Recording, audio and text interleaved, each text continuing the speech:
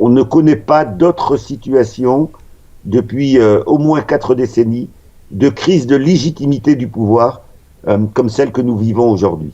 Ça a été mis en évidence par le mouvement des Gilets jaunes qui est devenu un symbole de cette contestation, mais qui en réalité exprime le fait qu'une très grande majorité de la population ne se reconnaît plus dans les politiques publiques nationales.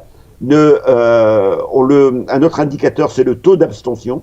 Lorsqu'un pays touche des taux d'abstention aussi importants, eh bien, c'est que le pouvoir en place sait qu'il ne dispose pas de la crédibilité ou de la légitimité pour déployer sereinement ces politiques. Macron est un président qui a moins d'audience et de légitimité que ses prédécesseurs? Absolument. D'abord, il a été mal élu. On a là affaire pour la première fois à un président qui a été monté de toutes pièces, monté par un certain nombre d'intérêts, on le sait.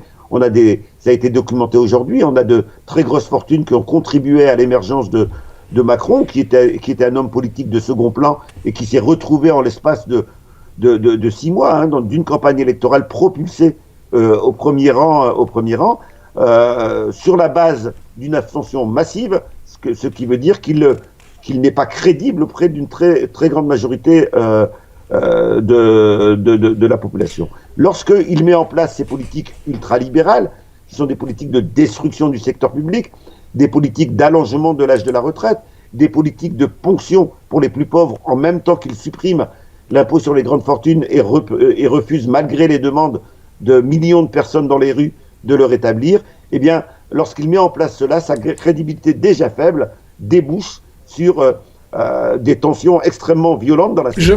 Je montre ici une affiche qui m'a fait beaucoup sourire, qui indique « Il vole les pauvres pour donner aux riches, Robin des Bourges ». C'est ça le fond de la perte de la légitimité? Les gens se rendent compte qu'on leur fait les poches? Absolument, absolument. Encore dans cette campagne aujourd'hui, comme si les 5 ans n'avaient pas suffi, on a de nouvelles propositions qui sont encore l'allongement de l'âge de la retraite.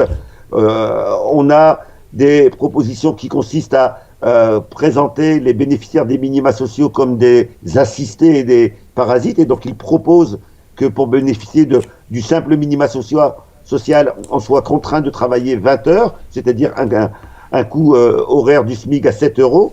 Bref, on a là des propositions que les dominants ont toujours rêvé de faire et n'ont jamais osé faire. Là, on a vraiment quelqu'un qui, pour redresser l'impérialisme français, est prêt à l'intérieur à l'affrontement ouvert avec la population et à l'extérieur à de nouvelles guerres. C'est ça la réalité d'une bourgeoisie en faillite et qui est prêt à développer les guerres d'un côté et à opprimer son peuple de l'autre.